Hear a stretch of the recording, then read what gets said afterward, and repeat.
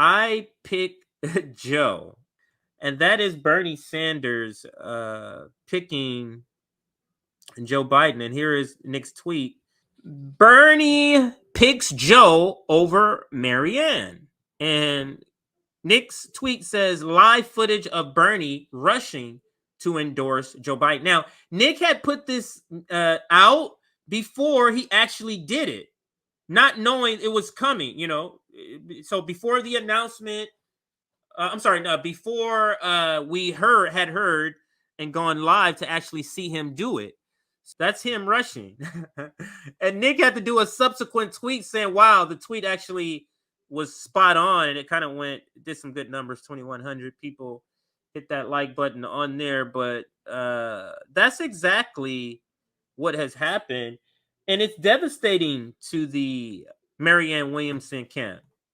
I mean, they had to know. I mean, I can't think that they would think Bernie Sanders would not endorse Joe Biden. Like I can't believe that they would think that. I mean, Nick and I called this a long time ago, months ago, when we did a stream on it. Like this is never going to happen. Let me see. I want to play this clip here. This is Bernie Sanders endorsing Joe Biden. I'd like to welcome to this conversation a leader who shares those values and has been an outspoken advocate for that vision for a long time. My friend, Senator Bernie Sanders. Bernie, welcome. Joe, thank you very much for your remarks, and thank you for welcoming me to your live stream here. As you've indicated, we are living in an unbelievably unprecedented moment.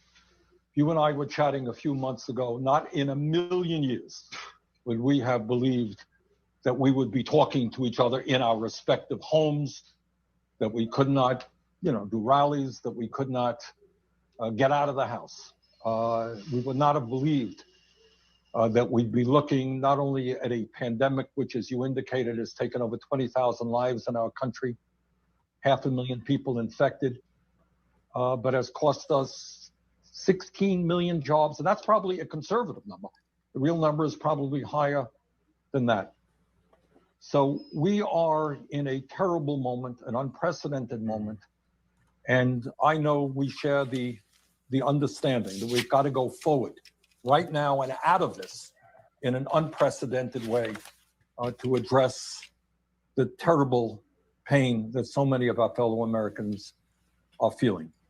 So today I am asking all Americans, I'm asking every Democrat, I'm asking every independent, I'm asking a lot of Republicans to come together in this campaign to support your candidacy, which I endorse, to make certain that we defeat somebody who I believe, and I'm speaking just for myself now, is the most dangerous president in the modern history of this country.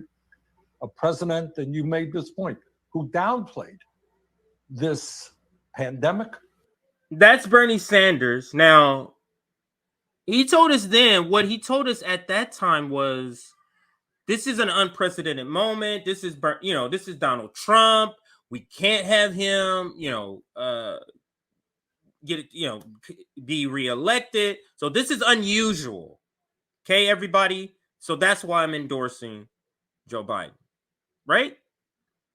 So what's the excuse this time? That's why I wanted to play this video, because his excuse at that time was this is an extraordinary moment. We don't know who the nominee is for the Republican Party.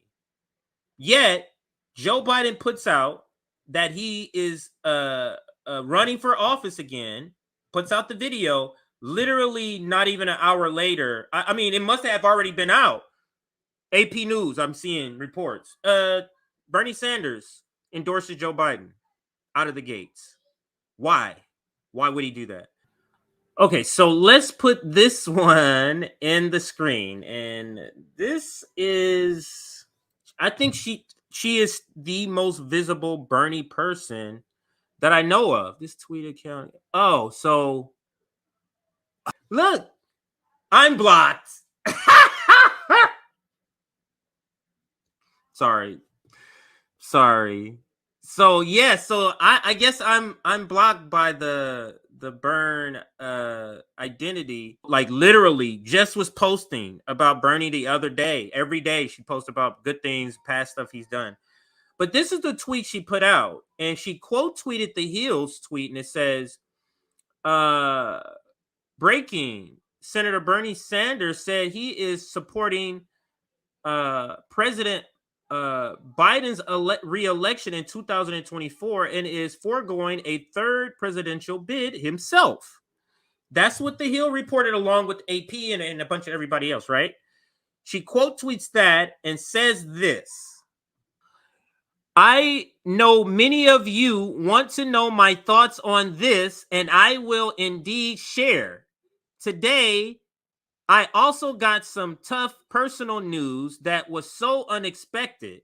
I need some time, so appreciate your patience. For now, know that we have more power over timelines than we realize. Solid.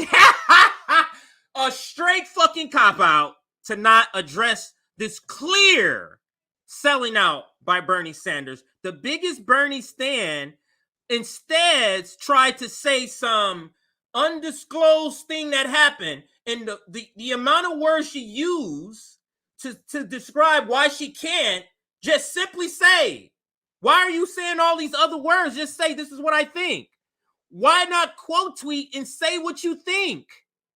Why not quote tweet and say, yeah, Bernie Sanders is a sellout? You can't hear that, huh? You have to leave social media so that you don't hear all the bad shit about Bernie Sanders because he's a cluck and a sellout. This is the way the professional managerial class has to move in order to stay in these spaces with these complete pseudo left sellouts like AOC, Ilhan, Pramila Jayapal. They have to do this. They have to go la la la la la, put their fingers in their ears, la la la la la la. I don't want to hear it. I don't want to hear it. In order for them to stay in this world, there's no other way. They're breaking strikes, and you're acting like that's not a deal breaker. We disagree on stuff. Come on, man. But hilarious. The cope on that one. I think we can kind of stay in the same flow here because it's part of the topic, but another part of the topic. You're picking Peter Dow, the guy who said some of the most vile things about Bernie Sanders, yet you want those voters. And the thing is, some of those voters went right to her, like the Burn identity that we just saw. Because the reason she had to duck out of social media because of this obvious embarrassment by Bernie Sanders is because she's supporting Marianne Williamson. She's supporting Marianne Williamson, along, and then to have her hero come out and do this just to backstab everybody. And here's Peter Dow with the video to Bernie Sanders, to Bernie supporters. If you're among the majority of Dem voters who don't want Joe Biden, you have a home in Marianne Williamson camp. So I guess that's his way of shouting out Marianne Williamson. But let's just see what people are saying in the comments to what he said there. From Bernie to RFK, you know she's going to drop out and tell people to vote for Biden. This is why running as a Democrat is pointless. You can't fix a corrupt party from the inside. It must be destroyed.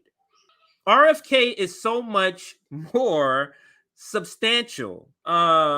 She has as much a shot as winning the presidency as Marjorie Taylor Greene. I'm very ambivalent about her with the woo and the borderline anti-vax stuff, and would rather another option in the primary. But between her, anti-vax Jr., and status quo, she has my support. So that's one person for her. Progressives are not for Zionist Marianne. If I don't want Joe Biden, why would I turn to someone who endorsed him in 2020 and will do so again in 2024? Bernie supporters, he already endorsed Biden. So Dow, has spent his time since the last election trying to gain cred amongst disaffected former Democrats in order to back yet another Democrat so he can lead them back to the Democratic Party. No, Peter, there is no home in the Democratic or GOP for the working class. So these are all great points made, and this is all throughout his tweet. Not good reaction. Let's go to the next part. This is one I couldn't believe, and I'm not sure if people are really understanding what she's saying here in this tweet, but this is where we're talking about Marianne Williams kind of scolds, calls out, whatever word you want to insert there, potential voters. And let's read what she says here. How are you going to push him to the left if you won't even vote against him in a primary, asking for a friend? Now let's break this down. How are you going to push him left? Now we're supposed to push him left because she's talking about you won't vote against him. So she's speaking to the voters. That's who this is. She's talking to. How can you? We never said we were going to push him left. People like you, Marianne, people like, the Majority Reports, the TYTs, all of those people, all of you said you were going to push him left. So now it's up to us. Then she says, if you won't even vote against him in the primary. Like I guess that's a good tweet. Asking for a friend. Because he doesn't have a serious primary opponent. Wow. That's a right perspective. But I'll read everybody's tweet. Or even run against him in third party. And here's Garland. Have you already written your Biden endorsement letter to read after the DNC finished cheating you in the primaries? Garland has been doing this for the last, I would say the last couple weeks. I've been seeing these tweets from Garland Nixon to Marianne Williamson, and they've been very amusing because I don't know if it's intentional or it's just his personality, but Garland has a lot of humor when he's speaking. So this is one of his responses, and then I'll show you the next one. This is a legitimate question, and that nobody in her camp wants to answer. They're kind of skipping over. She's already answered this, though. She did an interview with Kyle and Crystal where she talks about this. It's on Circular Talk. And it says, or Garland says, have you already written your Biden endorsement letter to read after the DNC finishes cheating you in the primary? And then he says here, how are you going to push him to the left if you support his nuclear war, human extinction level, Nazis arming neocon warmonger policies in Ukraine and Taiwan, asking for the entire human race? That's Garland. How are you going to push him left? How are you in a debate, on a debate stage, going to do any pushing left when you're excluding, because you agree with him, you're excluding Taiwan and Ukraine and Palestine? So how exactly are you going to push him left? And he kind of drops the mic here with an article, and it says, oh yeah, sure, you have a chance winning. And it's the article, Vanity Fair article. Donna Brazile says she has proof Clinton rigged the primaries. Let's go to the next part in this sort of presentation. Bernie Sanders, the people who are supporting Marianne Williamson herself, David Sorotas, these people, these are progressives and liberals. They're not socialists. They're looking to make changes around the edges. No matter what the rhetoric that Marianne Williamson is talking about, she just has sharpened her rhetoric and understands she has to use more powerful rhetoric, but she still is the same milquetoast, lily white, professional managerial class sort of strategy of working within the Democratic Party, which has been proven not. But they keep saying, one last time, guys, And we're saying no more last time. Here is Bernie Sanders with Cardi B. For him, well, and couple how of can reasons, we spread Cardi. for us to vote for Joe Biden? Okay. First point is that when I announced that I was running for president, and there were like 18 people running, what I said is, if I don't win, and I tried hard to win, I will endorse the Democrat who wins, because Donald Trump is, to my mind, the most dangerous president in the modern history of America. This is a guy who lies all the time.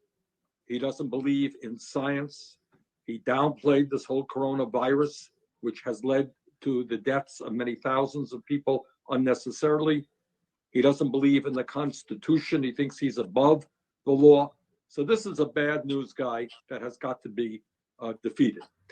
And I will do everything that I can to defeat him. What I am also trying to do right now, Cardi, is to work with Joe to see that he becomes a more progressive candidate. All right. In other words, what I want to see him stand for, which he will, is to raise the minimum wage to at least $15 an hour, to make sure that all of our young people have the opportunity to go to college. Did that happen, Bernie? What happened with the $15 minimum wage, Bernie Sanders? Like, this is terrible. Like, this is just a way of we can look back and be like, Bernie Sanders did this, participate in helping to lie about what he was going to do, never did it, and now he's back at it again to pretend like this guy is progressive, and that's what they've been doing. Oh, he's progressive now. This is Cardi B and Bernie. I'll put that banner up there. So let's finish listening out this, and we can close out in just a moment here. What I want to see him stand for, which he will, is to raise the minimum wage to at least $15 an hour. He stood for, he did not stand for that, and we did not get it. The parliamentarian, the people that all these elected leaders are actually over, like that's their subordinate, to act like they can't do nothing about that. Bernie, let's continue. To make sure that all of our young people have the opportunity to go to college regardless of their income. All right. We already know that. To cancel student debt for a lot of people. I would go. Didn't do that because he set up a house of cards, a flimsy way of not being able to cancel it, or a flimsy way of it being easily torn down in courts. Brianna Joy Gray on Bad Faith and The Hill has done a couple of segments on this. Is that how you spell Cardi B? I think that's how I would spell it, but let's continue. I would go further in all of these areas than he goes, but he is moving in the right direction. He's moving in the right direction on immigration reform. I think you will be pleased to hear what he has to say. I know the criminal justice and the number of people who are in jail today, often African American or Latino. Oh my God, Bernie is participating in this shit. I think you'll be hearing him making some pretty strong statements about the need for criminal justice reform to make sure that we're not throwing young people strong. into jail That does something for us. So that's Bernie Sanders and Cardi B, man. What it is. Maybe not. Maybe Bernie Sanders has always been this person. It's just, waking up and seeing it is another thing. Waking up to what the reality is about Bernie Sanders is another thing. And I feel like a lot of people, that's happening to a lot of people right now. It happened to me and some people on this network a while back. And it is what it is, man. I did want to show Marianne's because he, the endorsement came out. Or I'm sorry, Joe Biden saying he's going to run, and then Bernie Sanders' endorsement comes out, and then she decides to go on Fox News. I don't know if it was planned, but it seems to be one after another. Let's listen her appearance on Fox News. Welcome back. Joe Biden announced today that he's running for president again If he wins, he'll be 82. When he's done at the end of his term, he'll be 86. I did the math in my head. In his announcement video today, Joe Biden was as divisive, in my view, as he possibly could be. He said, if you don't vote for him, you are not interested in protecting democracy.